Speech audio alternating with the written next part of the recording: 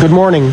Just 19 hours after the expiration of the UN deadline, George Bush announced that the liberation of Kuwait had begun and unleashed the full weight of the U.S. military might on Iraq. As I report to you, air attacks are underway against military targets in Iraq.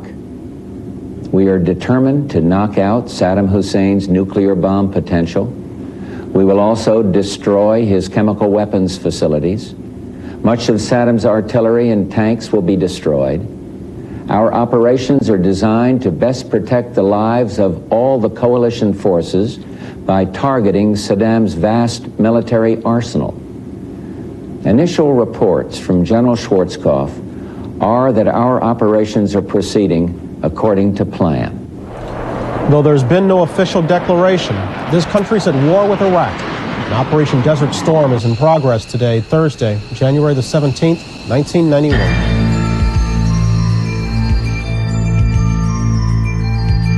From NBC News, this is a special edition of Today, America at War. Now, here are Bryant Gumbel and Deborah Norville. And good morning. Welcome to a special edition of Today on a Thursday morning, one that finds this country at war with Iraq. And probably not having had a lot of sleep last night. I don't know anyone who didn't stay up most of the night. There are a lot of people who are watching. We're on an hour early this morning to bring you up to speed on Operation Desert Storm. It ceased to be Desert Shield when White House spokesman Marlin Fitzwater read a presidential statement announcing that the liberation of Kuwait had begun. That was at 7 p.m. Eastern Time. By then, the first of many missiles and bombs were already striking Baghdad. While the exact number of planes involved in that first wave has not been specified, it did involve several hundred sorties in the forces of not only the United States, but also Great Britain, Saudi Arabia, and Kuwait. And if it can be agreed that the shooting qualifies as bad news, the good news is that while losses were expected to run very high in the early going, preliminary reports indicate relatively light Iraqi resistance. At this hour, Baghdad Radio is claiming that Iraqi forces brought down 14 warplanes, but that's a claim the Pentagon has labeled ridiculous. The first explosion shook Baghdad in the dawn hours as bombers came in under cover of darkness. Only now are we beginning to get scattered reports of just how much damage has already been inflicted on Saddam's strategic locations. And so we begin this morning by checking in with our correspondents around the world who have been up through the night charting developments. Let's start in Dhahran, Saudi Arabia, with Arthur Kent. Good morning, Arthur. What's going on there? Good morning, Bryant. Well, the air scrambling is still going on. We just watched 4 combat pairs of U.S. F-15 Eagle interceptors taking off from this air base. They've been taking off throughout the night and the morning, now into the afternoon here, at regular intervals, escorting British Tornado ground attack aircraft, meeting up as they do over the border with other assault aircraft that have been flying constant missions, we understand, hammering targets in Kuwait and Iraq. With regard to losses, yes, the United States and the Royal Air Force, Britain's Royal Air Force, are saying that they have not lost any aircraft, nor pilots, of course. We did get a confirmation during the night that the French Air Force, which went into the second wave of assaults on Iraqi targets, sent 12 aircraft into that second wave and took anti-aircraft hits on 4 of those aircraft. They did manage, however, according to the French Defense Ministry, to get back to base in Saudi Arabia, although one pilot is said to be slightly hurt. Word of dogfights, aerial combat in the air. Our colleague, NBC correspondent Gary Matsumoto, was at the air base with a Pentagon-supervised pool earlier today and spoke to one American pilot who confirmed that he had been confronted by an Iraqi Mirage, French-built Mirage aircraft, that combat had ensued, and that he had in fact shot down the Iraqi aircraft.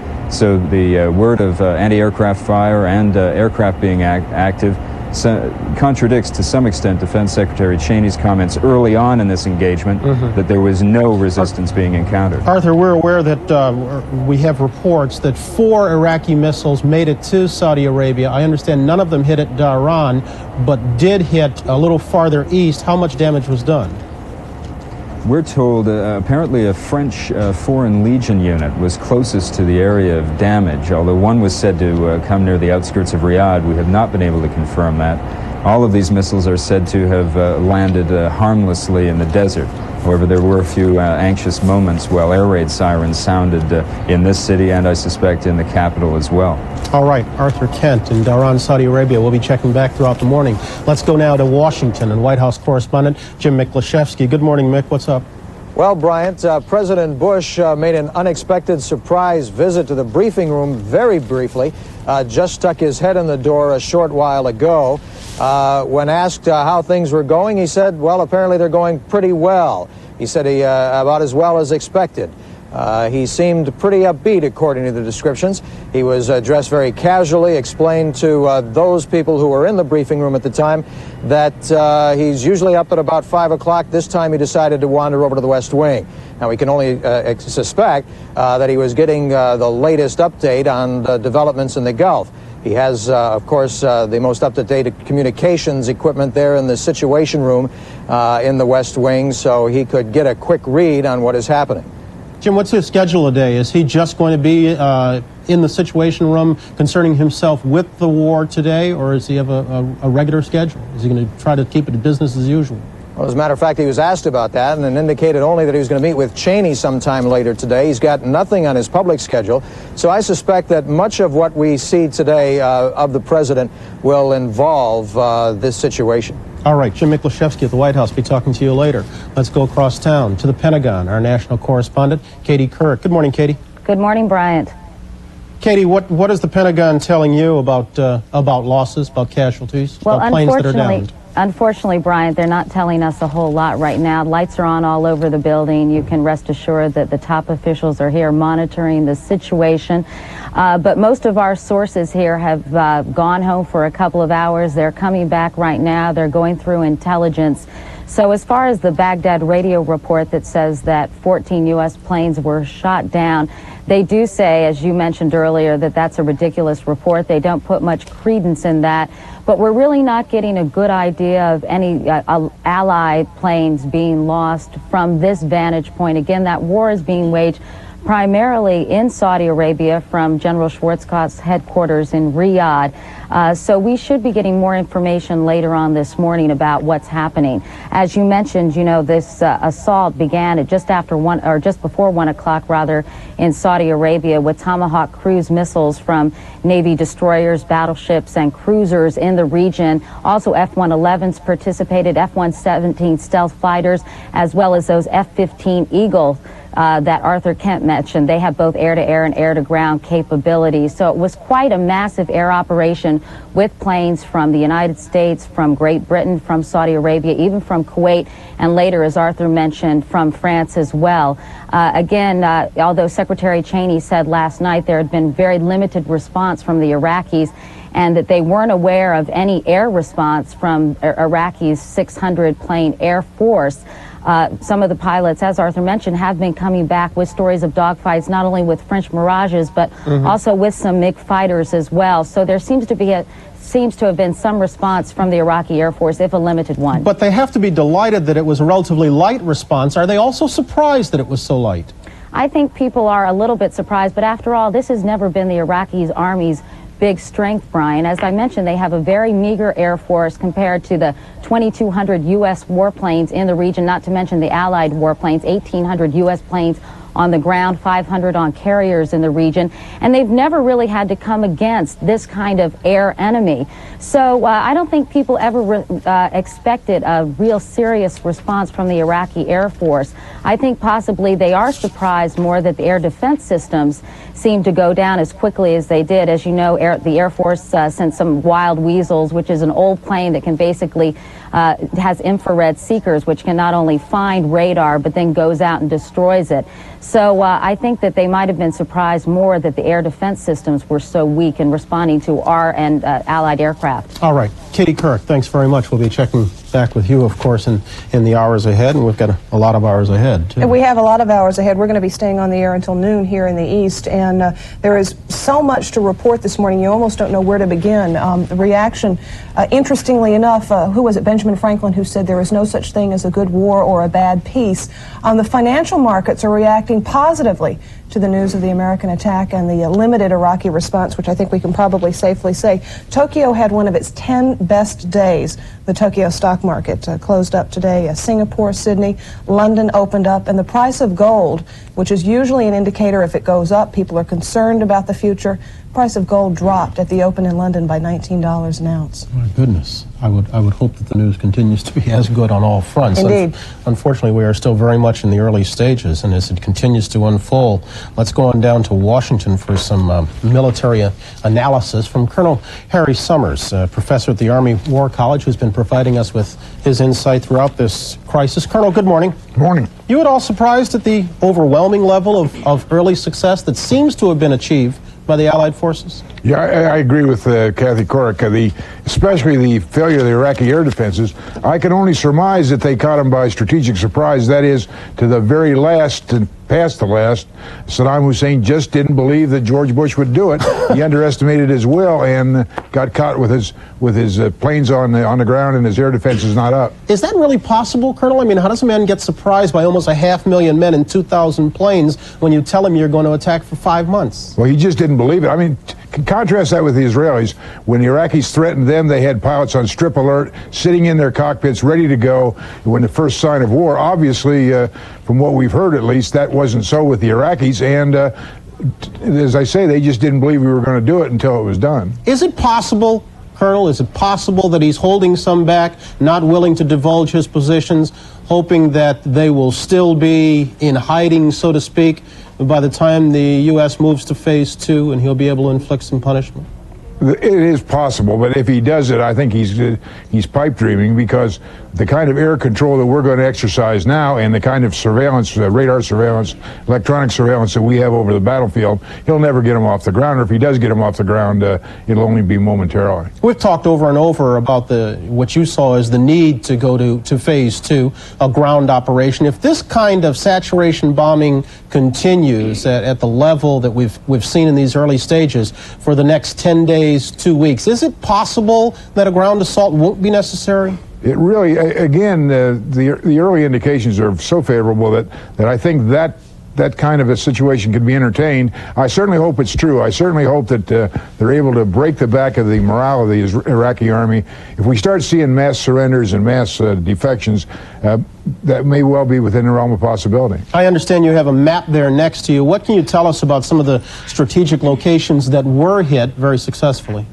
The most strategic fact of this entire thing is the taking out of these missile batteries in western Iraq that were threatening Israel. As you know, one of his main, Saddam Hussein's main objectives was to bring Israel into the war and to try to break the coalition among the Arab states.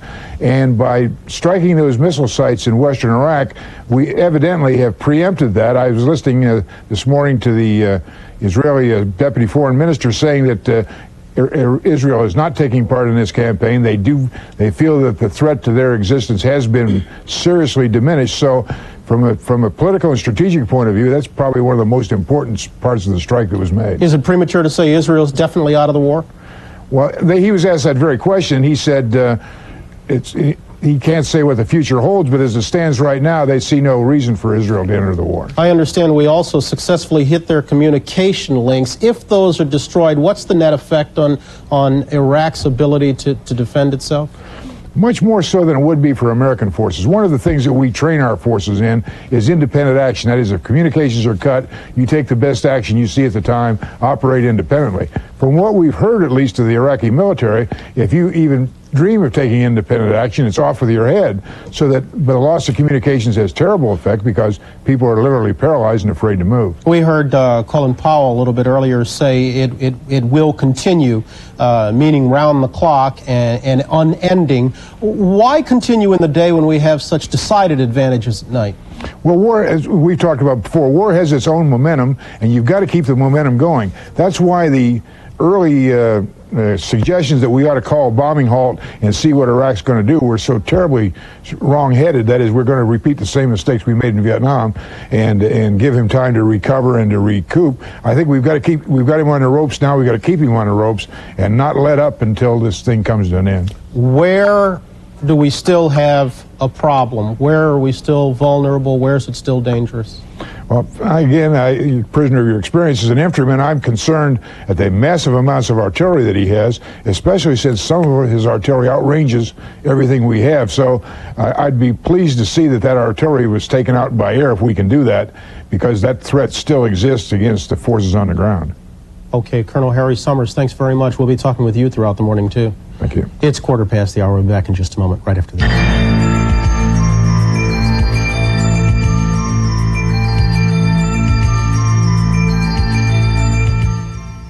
To be a teacher, you have to wear a lot of different hats.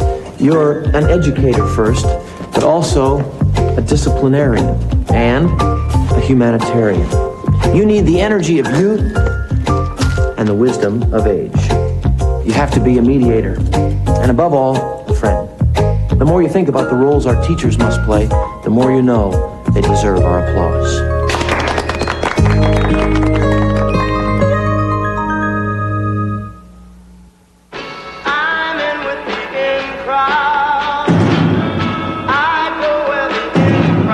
If you think smoking crack is in, then you're in for some news. Crack is so addictive, people will do anything for another hit. Robbery, assault, murder. And once you're into stuff like that, you might be getting in for good. Before you try crack, think what you're getting yourself into. Where I grew up, there was no Boys and Girls Club. And since Mom was working, we had a lot of time to ourselves, my boyfriend and me. I'm not sure we've gone to the club anyway. All that kid stuff must be boring. After school, we would just hang out. Or sometimes we would go down to the river. I remember this one time, he got his hands on a car. And we, well, I don't know. Maybe if there was a club in the neighborhood, things might have been different. Fact. This year, over 19 billion tax dollars went to families begun by a teenage birth. Support the Boys and Girls Club, the club that beats the streets.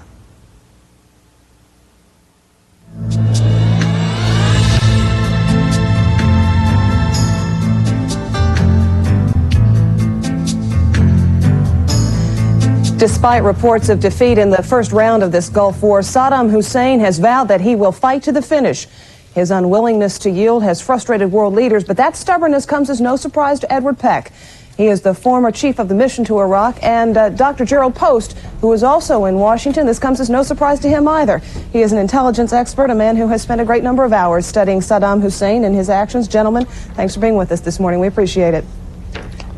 Dr. Post, let me ask you the first question. Saddam Hussein has said he'll fight to the finish and that this is only the beginning. Is this an empty boast, or does he have the wherewithal, both mentally and militarily, to carry it out? Saddam had planned for a massive first strike, and it's important to emphasize that in the Arab world, to stand up to a powerful foe is a mark of courage. He believes strongly that the Americans have a Vietnam complex, that if he can get engaged in a long, drawn-out ground war, he will gain honor for sapping the U.S. will. To fight is enough of a victory. To win would be supreme, but just to stand up and fight is good enough for him? To stand up and fight, even with a decisive military loss, can gain great honor. Sadat in 1967 gained great honor in his decisive military loss in that war. Nasser in 1956. Gaddafi, when his planes were shot down, thanked the United States for making him a hero to the Arab world. Each of them had a greater stature after those two respective conflicts. Is there a likelihood that that will happen for Saddam Hussein as well? Well, even though he was expecting this massive strike, I believe he must have been surprised by the magnitude. He has a circle of advisors around him who do not keep him fully informed, and I believe he very poorly understands the West and our intentions. Edward Peck, what about that? Obviously, Saddam Hussein knew that there were 500,000 troops massed on the other side of the border. He knew at some point in time they were going to come forward. Was it simply a misgauging of when it was going to happen? I suppose that's one of the things that'll be hard for us to figure out. Part of it may have been, as Dr. Post mentioned, that he's poorly informed. If he was taking the position that we weren't going to do it, it'd be hard for some of his military leaders to argue with him, to say, actually, Chief, they are coming. I wouldn't be surprised on the basis of what has happened to learn that Saddam Hussein has disposed of some of those leaders who apparently left him exposed to a rather serious defeat in the early stages of this exercise. Indeed, that would not be out of character. There is one report that at some point in time Saddam Hussein was given a bad economic report, at which point he walked outside the room with the gentleman who gave him the report and shot him. Do you think that there is some sort of internal conflict going on while the military conflict continues outside? I would suppose that one of the first things that happens in a place like Iraq is that there's a sort of a solidification of a desire to resist what the Americans are doing, so that right now I think they're probably at the high point of their feeling that they can stand together against this assault. It's, I think, later on that things begin to splinter apart. Gentlemen, let me get your opinion on this question if I can. Just a moment ago we heard Colonel Summers talking about the wonderful success that thus far the Allied forces have had and enjoyed against Iraq, the limited response that Iraq has apparently been able to launch against the Allied forces. Is there a danger here of overconfidence on our part? In terms of assuming that Saddam will capitulate, in terms of assuming that Saddam is not tough, I believe there is. This man is a tough survivor. He is planning to get engaged in a long, protracted conflict. He is not a martyr, but he is prepared to stay the course. How long can he stay the course, in your estimation?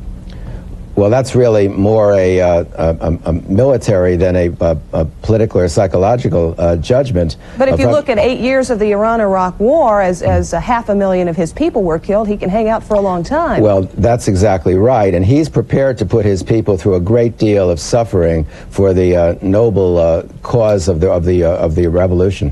Mr. Peck, let me ask you this: what's your opinion? Where does this leave Saddam Hussein politically? Well, he will probably have a martyr complex in the eyes of many of the people in that part of the world, and certainly in his own country.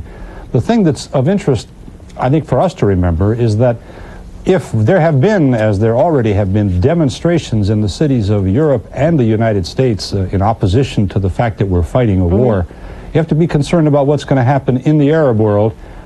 Societies which are, for the most part, far more tightly controlled than those in the West. But there's going to be a strong feeling of resentment that the West, the U.S. in particular, has taken on and smitten, if you will, an Arab brother. So that's going to be something which is going to reinforce his position, strengthen his control, at least in the short run. All right, and that, I guess, will be chapter 2 of this story. Dr. Post, Mr. Peck, you've been with us many times. We appreciate you being with us once again this morning. We'll be talking with you later. Our pleasure. All right. Thank you, ma'am. Deb, we'd like to get right now to a Tom Aspel report on a phone line from Baghdad, recorded about 2 hours ago. It was when we last had contact with our correspondent there. This is Tom Aspel from NBC News in Baghdad. We still don't know the extent of the damage the raids inflicted on Baghdad yet. We do know a military area east of the city was hit, and we saw several explosions to the west near the airport. When the first raid began, just after 2:30 a.m. local time, anti-aircraft battery fire lit up the sky all over the city. Air raid sirens sounded a few minutes later. At no time did we see a plane, and in fact we think we only heard 2 or 3 during the raids.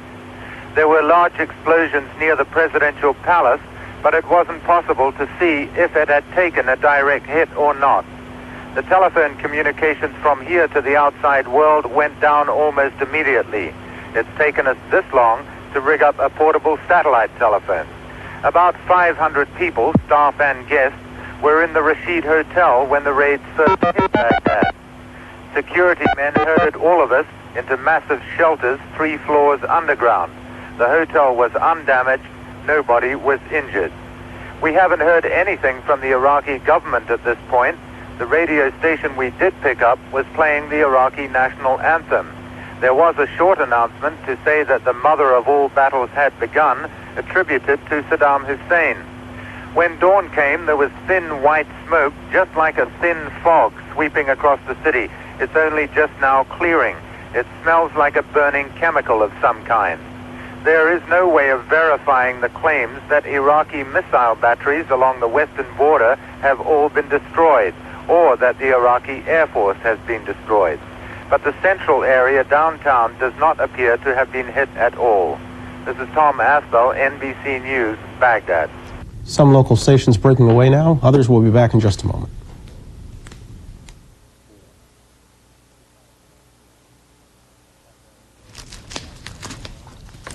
Back now at 25 past the hour, the start of what is going to be a lengthy day here. Indeed it is. But a busy one. We hope a productive one, too. Okay, I give up. Where were you? Where was I? You know, it's interesting. Carl and I were in the kitchen, and we had the news on at 6:30, and the first report came of the, I guess it was the initial strafing of Baghdad. And we were standing there in the kitchen in the same position we were in almost over a year ago when the Berlin Wall was coming down. We had our arms around each other. We each said, "Oh my God," but it was a totally different. Oh my God! And you? Well, I had just gotten up from dinner, and someone had called me and said, "Hey, we think it's going down." Exactly. Yeah. And I went on over and I tuned in the computer. It was interesting. I mean, it was really fascinating to watch my kids. What was their reaction? Well, they came running in, and they stayed with the television until I left. I mean, I got up and came in here about an hour after that. And Jillian sat there, my little one, sat there with her notebook and started writing things down. I don't know if it was for a class assignment or what. She's 7 years old. Did either of them express any fear? They did. I mean, they were very disturbed. Bradley was absolutely fascinated. I turned my computer over to him while I went downstairs to pack something together and told him what he could push and what he couldn't. and he was sitting in front of the TV and sitting like this, you know, with the TV here and the computer here, and was absolutely fascinated. Yeah. We did much the same thing. We went upstairs and had all the TVs on at once on different channels and did very little talking to each other than, God, can you believe it? Isn't that something? Oh, yeah. This is amazing. And I don't think we've ever sat in the same room for as long as we did without speaking to one another, but it wasn't for negative reasons. We were so engrossed in what was going on. You know what, Deb? I confess to some confusion over the way the White House is defining the start time. The White House is defining it as 7 o'clock Eastern. They're defining it as when Marlon Fitzwater walked in the briefing room. When Marlon Fitzwater walked in her briefing room at 7 o'clock Eastern and said the liberation of Kuwait had begun. But the plane started rolling at least an hour and a half before that. Oh, 2 hours before. They are posting it at 4:59 Eastern. Yeah. And in fact, a lieutenant colonel in Dhahran had said it's underway a full hour before the White House. Not a full hour, it'd be about a half hour before the White House announced it. So I confess to some degree of confusion about their defining it as 7 o'clock. By 7 o'clock, there were people on the air already reporting about the attack. Absolutely. I mean, our correspondents were on the air talking about what they were seeing in Baghdad. I confess to a great deal of confusion about Iraq's limited response. I simply do not understand it. I find it incomprehensible that they were not on some stage of readiness. I mean, compare that with Israel. The mere threat that we might use the mobile missiles in the western part of Iraq against your country has had Israeli fighter pilots literally sitting in the jet on the tarmac ready to come out. I guess the danger is to believe what's real obvious. And the real obvious is he didn't think it was coming. And there is a danger in believing the obvious. But there is another possibility.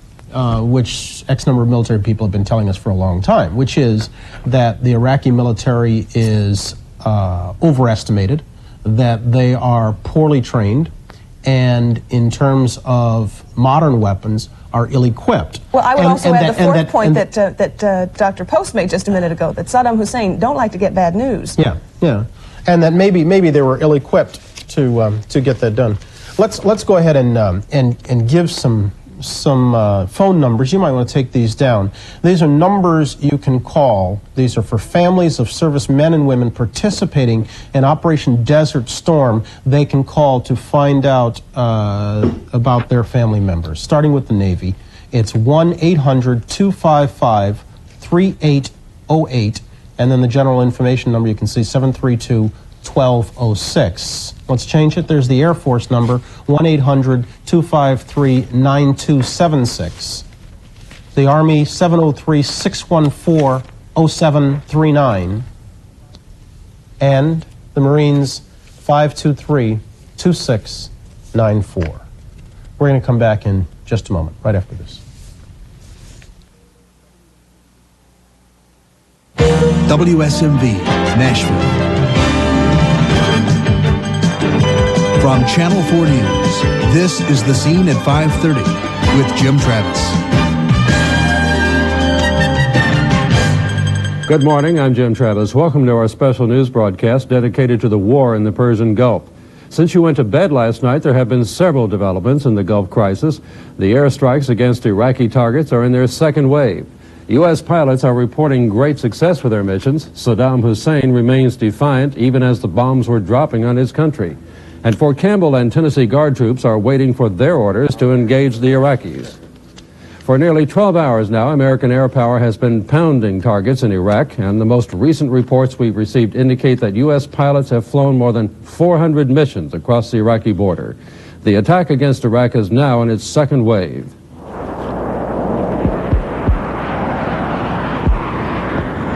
The biggest thing I saw was one of the most fantastic fireworks demonstrations I've seen since 4th of July party years and years and years ago. This was tremendous. Baghdad was lit up like a Christmas tree.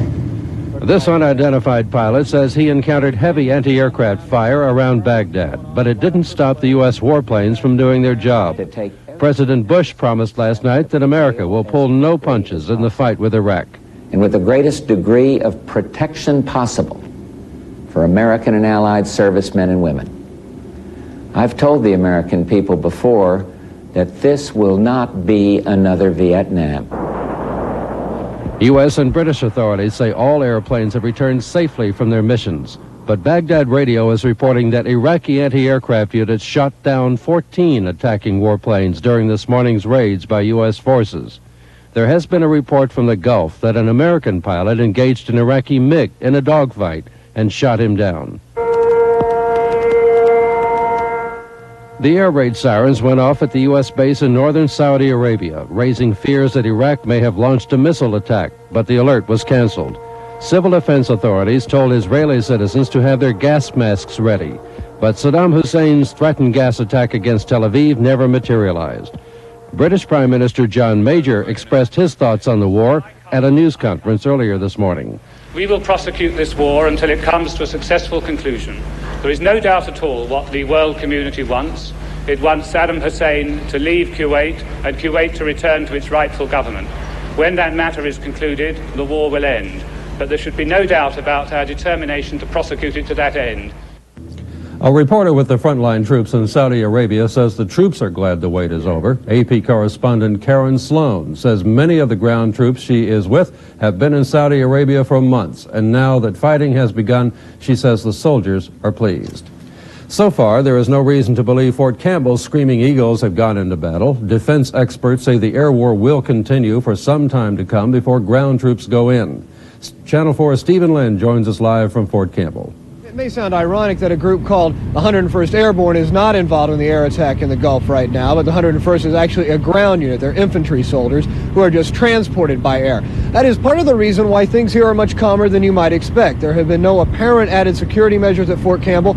People have been driving on and off the post all night. That is not to say, however, that people here are not concerned. People all night have been huddled around televisions trying to learn the latest information on the crisis. And in an all-night diner down the road a piece, people stayed into the wee hours of the morning. Some stayed all night.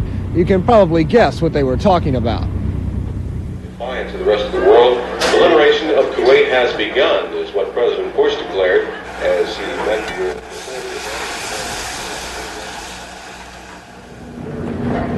This is for real. I know it is. The place is called Grandma's Kitchen. It's open all night, but tonight is different. The radio's turned from music to news. The talk's turned from women to war. The president said tonight, we don't have nothing against the Iraq people. No, it's just the leadership. Saddam Hussein. Yeah, just the leadership. Grandma's sits just 3 miles up the road from Fort Campbell's front gate. Everyone who works here knows someone in the Army. Many of the people eating here do too. What I call directed, level it completely off. It won't be nothing there but a sandbox. That'll be done it American way, buddy. Can you imagine what 2,700 pounds of shrapnel and explosives are going to do when it hits the ground? There's going to be a hole in there you can stick more than your head in, I'll guarantee you. You're listening to live continuous coverage of war in the Persian Gulf. Talking about the war is more to these men than just something to do between fill-ups. One of them fought in Korea, another in Vietnam. I hope this is over with in a hurry, you know. Well, like I say, you know, if Mr. Bush wants to be like Mr. Truman, drop them small atomic bombs, and when people all group together, when you have 100,000 men grouped together like Saddam has, you know, you drop one of them small atomic bombs and get rid of them people in a hurry. I mean, that's the only thing they can understand is force. Well, evidently they can't understand. So far, the force of the 101st has not been called up by the Allied forces. We don't know when they will be. Some analysts are saying that the air attacks may last for another day or two before any ground forces are called up, including the 20,000 soldiers from Fort Campbell. Jim? Thank you, Stephen. When the war broke out, the phone circuits near Fort Campbell were flooded with calls as soldiers' families tried to support each other. Many families gathered together to watch news of war developments. Terry Dorsey has this report. President Bush is expected in the White House at the Oval Office to talk to all of us to address the This was not a night to face the news alone. Around Fort Campbell, families sought each other's comfort as their soldiers went to war. It really hasn't hit me yet either. So, and I don't know when it will, but when it does hit me, I want somebody to be here with me. I said, what do you want? He said, come get this. Rhonda Jackson clutched in her hand a piece of candy her husband gave her before he left. One of the other wives was taking care of the baby Rhonda's husband has never seen. It's like every time I start crying, I'm sitting there holding this piece of candy. The paper's going to be all off and it's going to be all sticky. I'm like, you're going to have to eat this candy. I've been holding it ever since you left. The wives seemed horrified one moment and excited the next, because they think war could mean their husbands could win and come home. But I have a lot of faith in the military. They got a lot of backup over there. Oh, I know it. They talked about making history together. Other soldiers' families have comforted each other as war began, but they've never before watched it start on television together. Never before have soldiers' families been so immediately informed and so immediately disturbed. From Fort Campbell, Terry Dorsey, Channel 4 News. Some Tennessee Guardsmen may have played a role in last night's initial attack against Iraq. One of the units from Knoxville, the 134th, is an air refueling unit, and Tennessee Guard Adjutant General Carl Wallace suspects it was in use this morning. Other units, including the 130th RAOC and administrative unit from Smyrna, have moved closer to the front. For General Wallace, as for all of us, it is a difficult time. It ends a lot of frustration, too, because most of the troops that went in early August, and even some that just left yesterday, their hope and desire would be that it would be over soon, that it would get in, get out. President Bush tonight said that it will not be another long, drawn-out affair, that it's going to be, we're going to take care of business, and we're going to bring the troops home. But anytime you put a part of Tennessee, you've committed at least part of us that went along with them. General Wallace has announced plans to retire, but says he won't step down until May, and by then he hopes the units sent to the Mideast are back home. Tennessee's congressional delegation spent the night following developments in the Gulf. So did Channel 4 reporter Tom Lee. Tom joins us by telephone from Washington. Good morning, Tom. Good morning, Jim. Well, I understand there is a Washington Post poll out this morning that has taken an initial survey of public sentiment about the action that was taken last night. That is correct. It was an instant survey, you might say. Pollsters began calling people around the country almost as soon as the first American warplanes had attacked Baghdad. And what that poll showed was that Americans support the president's actions by a margin, an overwhelming margin, of 76 to 22. Here in Washington, he has that same sort of vocal support from members of Congress, although if you listen carefully to what they say, they are supportive, but they are also anxious. Well, I support the president's action. I voted for it in Congress last Saturday, but it still is amazing to think that our generation is involved in a war. And I'd like for us to use some real patience when it comes to utilizing our ground troops. That's where we could suffer the great casualties. This is not just some far-off occurrence. This is something that's real and is happening to my friends and to my neighbors. And so it's a very personal war, if you want to say. Jim, those three congressmen, along with Tennessee Senators Jim Sasser and Al Gore, are expected to take part in briefings today. As of last night, they really didn't have any more information beyond what they had been told prior to the assault. In other words, what they've been told was likely to happen, and then what they'd seen on network television, same as most of the rest of us. However, they will receive detailed briefings today, the congressmen from the House Armed Services Committee and members of the Senate from the Senate Intelligence Committee, that should give them a pretty detailed idea about what American forces have been used, how successful they've been in knocking out certain Iraqi military targets, and what, if any, casualties there have been, as that is still an open-ended question here. Still no confirmation in Washington as to whether or not there have been any casualties. The word is generally no, but that's still a fairly open-ended question here, and that's one of the issues we'll be pursuing this morning. They seem to have been through a week, as many people have, a deep soul searching in which they were trying to find probably proper expression for their own feelings in this time. Jim, I think that's true. Last night, the streets of Washington were clear. This is a big city. It's one of the 10 largest metropolitan areas in the United States, and you could have strolled across any street downtown last night without fear of a car hitting you for hours at a time. When you talk to the congressmen, even those who voted for the president, there are some deep misgivings about the very idea of going to war. I said this last night, and it's true. I don't know how to overstate it and understate it properly at the same time. I saw two congressmen simply start to cry yesterday in talking about this, tears rolling down their faces. It's a very tense and difficult moment here in Washington, even for those who think the president did the right thing. All right, Tom Lee reporting to us from Washington, D.C. Thank you, Tom. There's more still ahead in our Gulf Crisis special. Coming up next, Mikhail Gorbachev responds to the onset of fighting.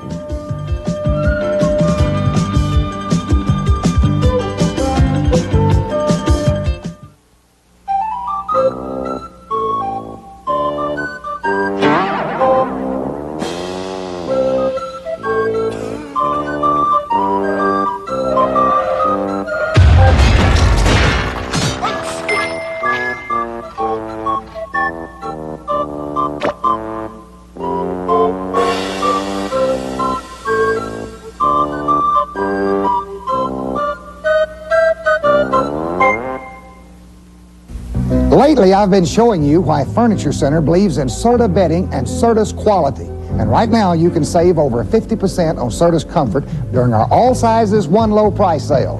Get your choice of Sertapedic luxury in any size, now just $139 per piece. Or get the perfect sleeper Calais in your choice of size for only $189 a piece. And you'll discover why more and more people sleep on Serta bedding every day from the Furniture Center, your Serta Sleep Center.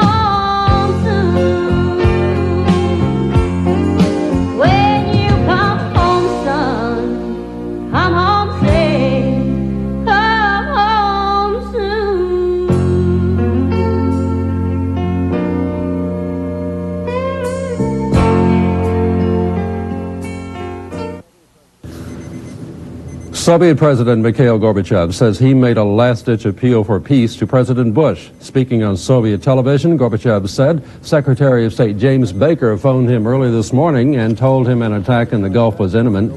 Gorbachev says he immediately urged President Bush to contact Saddam Hussein one last time in an attempt to avert war. The Soviet military is reported to be keeping a close eye on events in the Gulf. Soviet news agency TASS reports troops in the southern region of that country have been put on high alert. With lives on the line in the Persian Gulf, it may seem a little out of place to worry about our own pocketbooks and convenience here in the U.S., but the fact remains that the behavior of world oil markets will determine what we spend for a gallon of gasoline.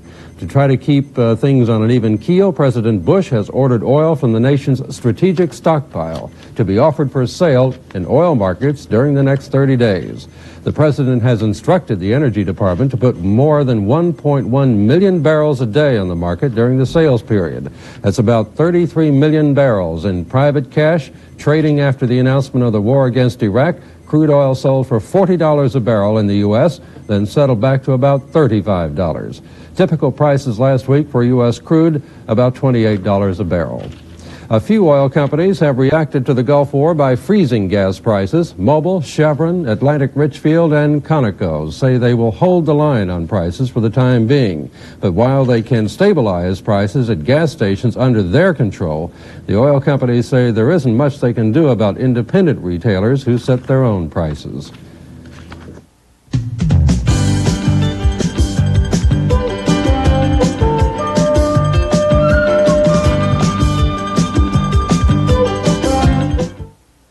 AM 650 WSM is Nashville's weather station. When it's going to rain, sleet, blow, or snow, you need to know instantly. AM 650 WSM with staff meteorologist Alan Archer and in-studio color radar 24 hours a day. And with Richard Thomas, exclusive Flight 650 traffic reports for road conditions, school and business closings. Nashville's weather station, AM 650 WSM. Depend on it. Bush Jewelers is known for their quality and their large selection of diamonds and gold jewelry. And they service what they sell. Look at these brilliant diamond solitaires at savings of 40%. Like this quarter carat for only $294. Or the brilliance of a half carat solitaire for only $759. If you're not completely satisfied, return your purchase within 15 days for a full refund. For quality and value, it's Bush Jewelers, City Square Shopping Center, Hendersonville. American hearts weigh heavy with concern for our troops in the Middle East. We at Channel 4 understand the concerns you and your family might have due to the military action in the Gulf. As a result, Crisis Call will be available 24 hours a day to help provide emotional support and referrals for these trying times. If you need help coping with the crisis in the Gulf, call Crisis Call 244-7444 for the family. You know, there was a time in my life when it was a struggle reading a book, even my own Bible, all because no one in my family realized the importance of education. Well, I'm here to tell you that education can open your eyes, open your mind, and open doors. So join me this year in supporting Channel 4's effort to make education count. It's something we all can stand up for. Stand Up for Education, created by WSMV for the family. Keith Bilber joins us now with this morning's weather. We're going to take a look at weather over Saudi Arabia. As much as we can. The information's a little incomplete. As we look at the map, you'll see that some of the information is not supplied this morning. As you can imagine, communication is not the best in the world with that part of the country, but temperatures for the most part will be in the 70s throughout Saudi Arabia. And as you can see, clear skies prevail this morning. Not expecting any precipitation in any area of the country that I could check on. And as I mentioned, temperatures in the 70s with a few highs in the 50s in some of the higher elevations. Here's a look at the past 24 hours for Nashville, getting a little bit closer to home. A high of 52 yesterday. This morning's low has been 40, and we have had no rain during the past 24 hours. 2.73 now, our total for the month and for the year. And we're ahead by 34/100ths of an inch. Currently, cloudy skies, 40 degrees, west winds at 6 miles per hour, barometric pressure rising from 30.15, and the relative humidity at 68%. Here's a look at how we expect temperatures to shape up today. Around the mid-state, temperatures will be back in the upper 40s for us, and we're not expecting any precipitation. As a matter of fact, the map is just about void of any fronts this morning. There's one front running right along the east coast out of a low that's east of Maine, then just high pressure building back behind that. The one thing we are going to be watching, though, is an Arctic front that's way up in Canada now, but it's going to dip down, and by this weekend we'll be moving through. We're going to go with the possibility of some snow flurries on Sunday. Temperatures turning much colder than Sunday and Monday, and we're going to be in the deep freeze by the first part of next week. Here's a look at the radar. We're scanning in a 150-mile radius this morning, and there's no precipitation indicated. 40 degrees here on the hill at WSMV. Forecast looks like this. For today, let's go with mostly cloudy skies this morning, but we'll switch over to partly sunny skies by this afternoon. Just a slow clearing day, a high of around 48 degrees. Fair and 32 overnight, west winds at 5 miles per hour.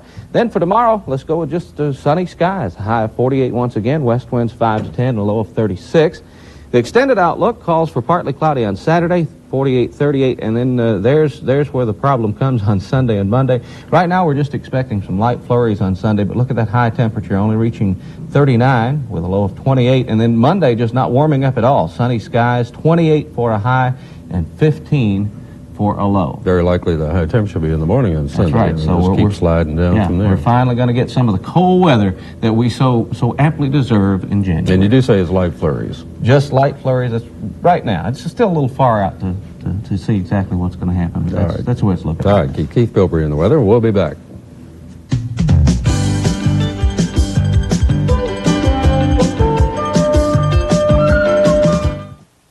Everybody's heard about the bird. Bird, bird, bird. The bird's a winner when a bird, bird, bird. Bird is a winner when a bird, bird, bird. When a bird is a winner when a bird, bird, bird. The bird's a winner when a bird, bird, bird. When a bird is a winner when a bird, bird. The bird's a winner when a bird, bird, bird. The bird's a winner when a bird, bird, bird. When a bird is a winner when a bird, bird. Snowbird is sponsored by Bonanza Family Restaurants and your Tennessee, Kentucky Gold Medal Chevy Geo dealers. Imagine that the simplest book was just a collection of meaningless symbols. Imagine that you couldn't even count the change in your pocket. Imagine that you weren't sure of the number or names of the planets in our solar system. Imagine you didn't know the name of this man. Now, imagine life without education. And imagine that everyone was waiting for someone else to do something about it. Well, we're not waiting. In 1991, WSMV will report on the state of education in Tennessee. Where do we pass? Where do we fail? How do you pay for something that's priceless? A lineup of news series, public service messages, and special programs will put Tennessee's education system to the test, and we'll report the grade to you. Stand up for education. WSMV's 1991 look at learning for the family. Hi, I'm Joe Fisher. And I'm Shelley Mangrum. We have a lot of great things in store for you. And they're on this month's edition of Good News. We'll visit Great Expectations, the nation's oldest and largest video dating service. You'll have a chance to win a treadmill from Exercise Essentials. The Allen Agency has the insurance hotline for your frozen pipes. And you can win a Club America trip for two to Cozumel, Mexico from Four Seasons Travel. It's the Channel 4 Good News Video. It's free and it's available at all Blockbuster video stores. Now here's Rudy Kennis with an update on sports. Despite all that's going on in the Middle East, they did play college basketball in the SEC last night, including the Vanderbilt Commodores, who were at Auburn but played without Todd Milholland, who had injured his knee the day before and did not play in the basketball game. So Auburn went inside. Mackay hit it home, and Auburn led by the score of 15-9 against Vandy. But the Commodores firing from three-point range. Kevin Anglin drills the three-pointer. And the man who replaced Milholland on the inside, John Amaechi, with a nice move. He made quite a contribution. And Scott Dowd fires from three-point range, drills the three-pointer, 41-28. Vandy leading at halftime and kept on going. On the second half, the drive by Anglin, they just picked their spots. Meanwhile, Wesley Person fired from three-point range, cut the lead back to single digits, but Charles Mays had 15, and Anglin had a career-high 26 points, and Vandy won it by 21 points. Had a lot of poison patience tonight. That's what you got to have on the road to win. that may be one of the better games we played as far as running on motion offense the entire ball game. And, that's the way it's supposed to work. And Vanderbilt wins it by the score of 80-59. The Commodores will travel to Kentucky this Saturday. Also in the SEC last night, a big road win for the Tennessee Volunteers as they went to Gainesville and defeated the Florida Gators by the score of 70-67. And Georgia defeated Mississippi State 81-73. Kentucky knocked off Ole Miss and Oxford 95-85. Some other college scores: North Carolina and North Carolina State. That was the only major college game called off because of the situation in the Middle East. Syracuse defeated Connecticut 81-79 in overtime. It was Duke over Citadel 83-50. Virginia defeated Maryland 76-62, while South Carolina knocked off Virginia Tech 83-67. In women's college basketball, the Vanderbilt Lady Commodores hosted nationally ranked Western Kentucky last night, and Donna Harris with a good move and a three-point play on the inside. But Kim Pelkey had 27 points for the Lady Toppers, and they just would not give up. Vanderbilt got 18 points from Wendy Schultens, who put it in on the second effort, but it was close down to the wire, and yet the Hilltoppers came away victorious.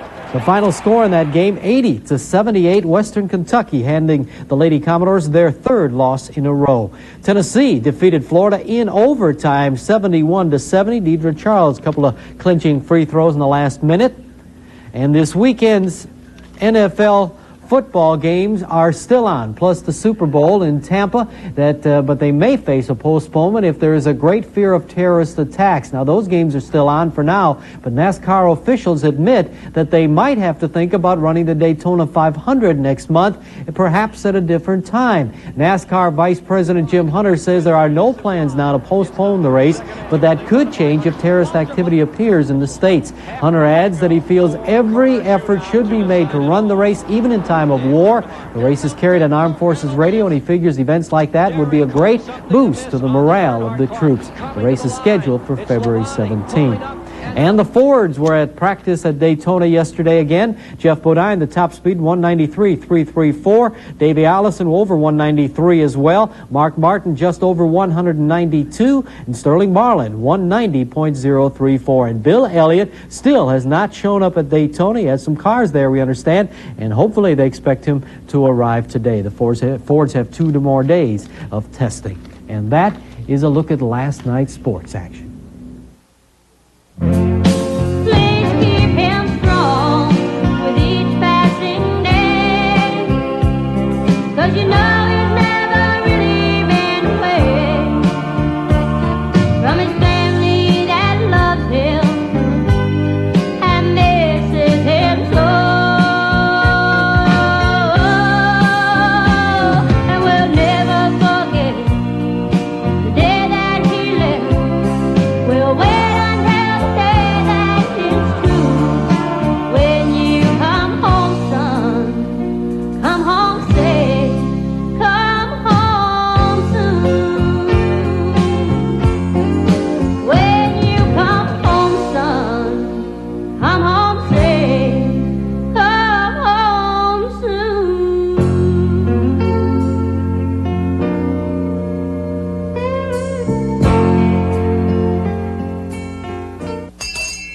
A special public service series created by WSMV for the family. Stand up for education. Education opens a lot of doors, but without it, many of life's doors stay shut. The experts say Tennessee is not making the grade in education. That carries a high price for our economy and our growth as a people and a state. The question is, when do we do something about it? We believe the time is now, and WSMV will be a part of that cause with Stand Up for Education. Stand Up for Education will bring you news stories, news series, programs, and daily For the Family messages on the health of our education system. You'll meet people like yourself, concerned citizens, parents, teachers, and children, as we look for real answers to education's problems. Stand Up for Education is our commitment to you and our report card for our children. It's WSMV's call to action. Join us. Stand up for education in Tennessee. It's time. Before we return you to network coverage, we'll recap the overnight events in the Gulf for you. The air attack against Iraq is in its second wave. Reporters in Saudi Arabia say they are observing continual activity from airfields there. The 101st Airborne has not yet joined the battle, but families and citizens near the base are watching developments in the Middle East. Tennessee's congressional delegation is also following the conflict and hoping it will be brief. And President Bush has authorized the use of American oil reserves to stabilize oil markets. That's it for our special report. We'll continue our local coverage throughout the day. Join us again for the CNET 11.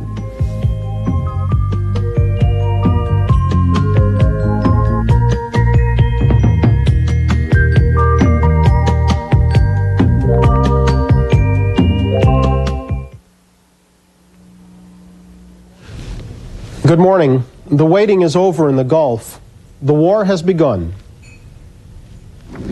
Just 2 hours ago, Allied air forces began an attack on military targets in Iraq and Kuwait. These attacks continue as I speak.